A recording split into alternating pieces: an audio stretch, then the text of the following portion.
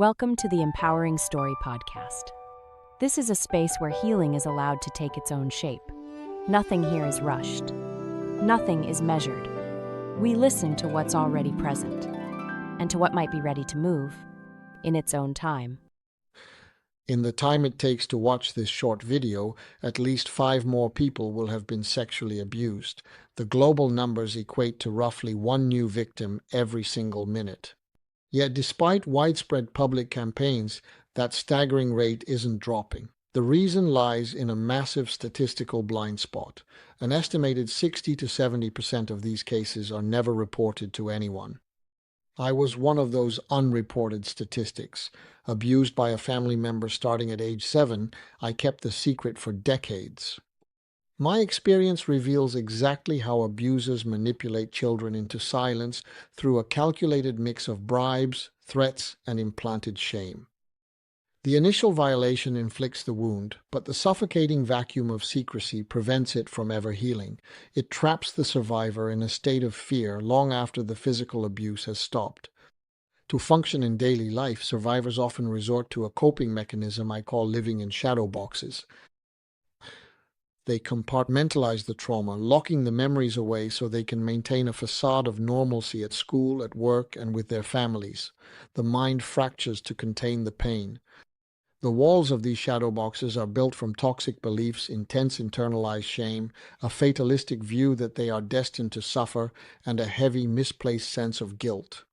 On the outside, this creates individuals who seem highly pragmatic, following the rules and desperately trying to please others. Inside, they are navigating a chaotic, restless sphere, terrified that if they let their guard down, the walls will collapse. Maintaining this split existence takes an immense physical and emotional toll. It is a state of psychological fragmentation that keeps a person surviving but absolutely prevents them from actually living. Simply knowing you have trauma doesn't make it go away.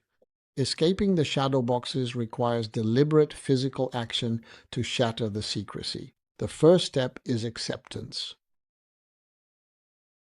A survivor must confront the memories and explicitly acknowledge that the abuse happened, tearing down the initial walls of denial. But remembering an event isn't the same as understanding it. The second stage requires drawing a direct line between that past trauma and the survivor's present-day anxieties, relationship struggles, or sudden mood swings. One powerful method for processing this is to externalize the pain on paper. I wrote a letter directly to my abuser, laying out exactly how the violation shaped my life and naming the specific fears it implanted. Then comes an even harder exercise, writing a second letter from the perpetrator's perspective. This doesn't grant forgiveness. It forces the survivor to see the abuser's actions were driven by selfish pathology, completely disconnected from the victim's worth. By literally spelling out these dynamics, the survivor extracts the trauma from their own mind.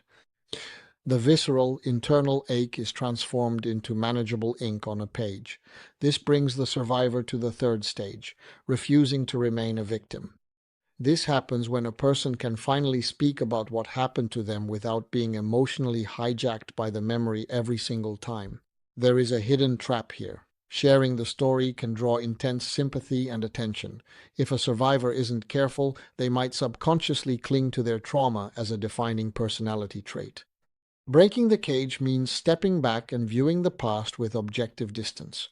The memory isn't erased, but it is permanently stripped of its power to dictate daily decisions and relationships. Once the trauma is pulled completely out of the shadow boxes and into the light, it stops being a cage. Those painful experiences are repurposed into the raw, resilient materials needed to build an entirely new identity.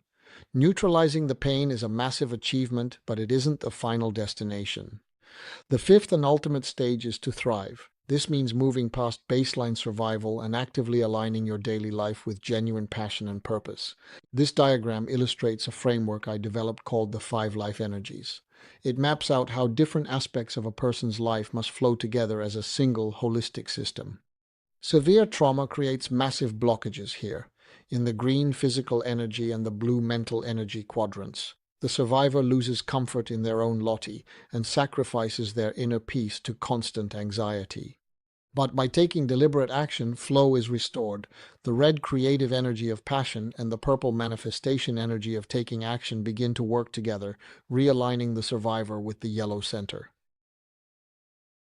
A sense of profound personal purpose. Rebuilding a life requires bringing this entire energetic system back into balance, ensuring that the abuser no longer sets the ceiling on the victim's potential. We often tell survivors that healing is a long, dark journey, and they just need to keep walking until they reach the light at the end of the tunnel. I realize something radical. The light at the end of the tunnel isn't the illusion. The tunnel itself is the actual illusion. It is a mental construct built entirely out of internalized fears, misplaced shame, and the false belief that you are permanently damaged. The exact moment that you finally break your silence and speak the truth, the walls of that tunnel dissolve. You realize the light of a vibrant, thriving life was surrounding you the entire time. Our past shapes our identity, but our response to those events remains our own. We can decide how we react to those experiences today. Predators thrive on the isolation of their victims.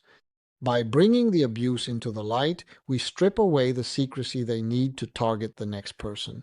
Every voice that breaks the silence is one more step toward a world with one less story to tell.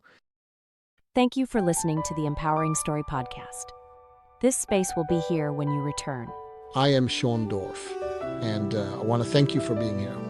It's an honor to share this space with you. Until next time.